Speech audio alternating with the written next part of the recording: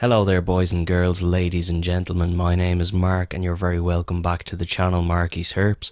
This is basically going to be a little bit of an update video on my collection with a little bit of bonus footage at the end of my latest acquisition, Cherokee. A bit of a bittersweet story attached to her at the moment, but we'll get to that.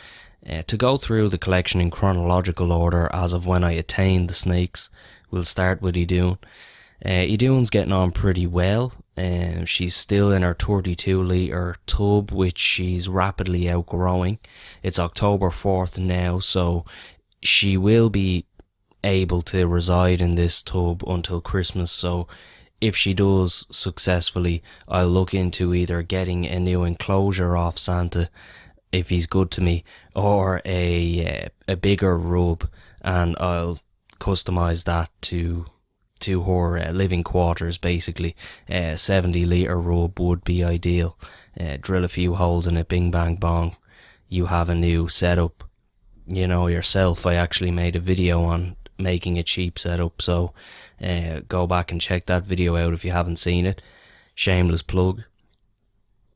But yeah, she's been doing pretty well.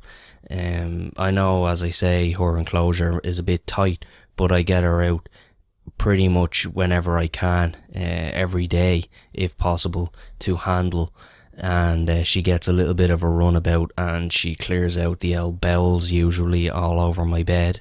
But yeah, she's getting on well. She did regorge there on the, let me check my dates, I think it was the 16th. She regorged on the 16th, and that was from handling, ironically. Not cause of stress, not a cause of infection or anything like that. Her weight is still perfect and her condition is still perfect, so I think it was just a random regorge. I, as a handler, may have spurred that on because she's moving up mouse sizes and she's getting older in general, so you know, I have to be a little bit more mindful in the future now as to how often I handle her after feeding. So I gave her a 15-day break and fed her a smaller mouse, which she took, and that was on the 28th, I think. So 7, 8, 9, 10, 11, no, 12-day break. So yeah, she got that down or good, and it's the 4th today. So I'll feed her again probably, I don't know, 3 or 4 days. We'll see how we go, and I might move her back up to the size she was on. I'll see. Yeah, that's basically doing, guys. One regorge, but other than that, perfect snake. A little bit hard to get feeding her maybe coming into October. I can envision being a little bit of a slow month for her. September, she had her regorge, and before that it was quite hard to get her to eat. So hopefully she's not slowing down just yet. I wouldn't like her to slow down just yet. I'd like that slowing down process to happen on my terms if it happens. So that's he doing, guys. Brazen's been doing pretty well. He's been sharing quarters with Catherine as of September maybe 10th. They've been sharing quarters and I've fed them twice together. Separated them for feeding, but they've eaten twice together, if you get my drift. They've shared the same feeding days twice, and they're due a feed actually in the next 3 days or so. Brazen's been getting on really well. He's been pounding back food. I think he and Idun like playing tag team with me, because when Idun's eating well, Brazen stops. When Brazen's eating well, Idun stops. So a little bit of that seems to creep in every now and then. His sheds are perfect. He drinks water from the bottle when he feels like it, more or less. But yeah, Brazen's grand, man. Next up, Catherine. As I say, she's living in there with Brazen, perfectly well. And I handle her probably not as often as I used to, but she is as docile now, I think, as she ever will be, because I did put a lot of time in handling her when I picked her up first. Also, she has settled in very well with Brazen, and whereas if it was me for example, brushing off her scales, her tail would rattle, but I've watched Brazen crawl all over her like a rash, and she hasn't as much as lifted her head. So she is well and truly used to Brazen. She knows Brazen is a snake, and that they are in there together now, sharing quarters. So, you know, she's actually my best eater. She's actually my best feeder, believe it or not. She's never turned down a meal in the tenure of me owning her, which is what? I have her probably since June, maybe. Something on them lines, alright. And then next, Smuggler. Smuggler's doing really well. He's actually just eating there. I'll put up footage of him eating. It looks kind of whitewashed, but his colours are coming out really well also. I love with the normal corns the way you can see those oranges coming in and stuff. It's really fascinating and really kind of, it's a shame people don't appreciate the normals as much as they do the fancy morphs, because they're just as stunning, if not even more interesting to watch grow. But yeah, he's on kind of bigger fuzzies now. I was in a bit of a kind of a conundrum there myself, because he was eating 2 small pinks, but I didn't actually have small fuzzies around, so I kind of had to nurse him up with what I had available, which, like, there was 1 or 2 big pinkies in with the pinkies I had. There was 1 or 2 small fuzzies in with the fuzzies I had, which were of bigger sizes on average. Kind of bumped them from 2 small pinks to 1 medium fuzzy, so we'll see how that goes. I'm sure he'll be fine with it, you know, he's a hardy enough little guy. But yeah, he should take another growth spurt now. I love moving my snakes up, and as you can see from the footage, it's not dangerously big. It's roughly 1.5 times his girth. He had no problem getting it down him anyway. But yeah, I love moving them up a notch, because you will see within the next month or two a growth spurt. You will. If you're anyways vigilant, you'll definitely see it. So he's on medium fuzzies, large fuzzies now, happily nomming them back. And then last but not least, I'll show you a little bit of footage of Cherokee and some pictures of her. Cherokee's a northern pine snake that I acquired through the ham show, and she is in a kind of a bad way, if I'm fully honest with you. I got her, I'll tell you the story, right? The ham show was on Saturday the 13th of September, and I got her on Tuesday the 16th.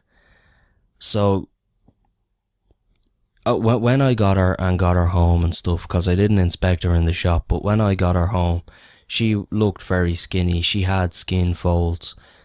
She looked a little bit limp and worse for wear, and I was kind of in a state thinking, what the fuck is wrong with this snake? What the fuck? Like, is this the breeder? Is this Reptile Haven? Who can I go to? Who kind of has to fess up here and admit that they did a bit of a boo-boo here? You know, like, Saturday, the breeder handed her off, and Saturday, Sunday and Monday, and most of Tuesday, she was in God knows what kind of conditions. And it's as simple as that. God knows only. And people out there might say, oh well, like, that's the risk you take or whatever, or that's fair enough. I'm aware that's the risk I took, but it's not my fault. There's nothing about this state of this snake that is my fault. I am treating her with AviPro. Whenever I feed her, I'm making sure that it has a little bit of multivitamin on it. She's on newspaper, plenty of hides. She has 4 hides in her enclosure. I spot clean whenever I can. Basically, whenever shit hits the fucking newspaper, it's basically whipped up. And I've given her baths, and they've helped for an hour or so, and then she goes back looking like she's dehydrated again. I've been throwing as much shit at the wall and praying something would stick, and it hasn't yet. So I don't know. The guys at Reptile Haven offered if I wanted to bring her in for them to have a look that they would, but I'm not sure. So it's either the breeder's fault, and his name is Dieter Hirschkorn. He's on a lot of the Pituophis pages. You can check him out if you want. I've no qualms or compunction or consternation about calling him out. I got the snake like this, and it speaks for itself. It's either his fault or it's Reptile Haven's, the courier's fault, that the courier they use. I won't say that it's the guys who run Reptile Haven, because it's not. They got the external people to go over, so it's either their fault or it's Dieter's fault. A few lessons learned for anyone interested. Like, I would say from this experience, don't buy a very young snake from an expo that's gonna have to go through a long transit period, a long period out of enclosures and exposed to stress and all that stuff. Don't, because this snake was probably a month or so out of the egg, and I would not subject a month old snake to a journey across fucking Europe. Secondly, when you're buying the snake, request pictures from all angles of the snake, time stamped if possible, with like a little date in the corner. You know the way digital cameras, you can set the date to appear in the corner. Time stamped photos if possible from all angles. Photos of the enclosure, how it's being kept. Is it eating? Is it pooping? Is it shedding? When was its last meal? Is it, just ask out straight, is it dehydrated? Has it got this? Has it got that? Has it got whatever? And if the person refuses on any front, just walk away, man. Just leave it. Just walk away, because unfortunately for the buyer, it's a seller's market. Reptiles is a seller's market. You know, you are just another buyer coming along, and you're being awkward. You're being this awkward customer requiring all this information when he has a customer X, Y, and Z waiting on the snake that will just buy it out straight. So he'll go to them over you every day. But if that is the case, then there probably is something wrong with the animal if he's not willing to at least give customer satisfaction. So, you know, unfortunately it is a seller's market, but you can't let that dissuade you. If the person isn't willing to, it could be the perfect snake and the person behind it is just a lazy cunt that won't answer you or give you all your information. But if he is reticent to provide it all, then just walk away, man. Just leave it. So I've learned a few home truths through all of this. Touch wood, she pulls through, because, you know, these snakes are supposed to have 15-year life expectancies, and they're supposed to grow up to like fucking plus 6 foot.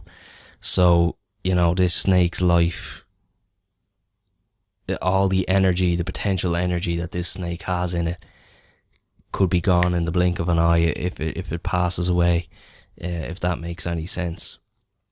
And it'd just be a tragedy. That's what I'm trying to say. It'd just be tragic.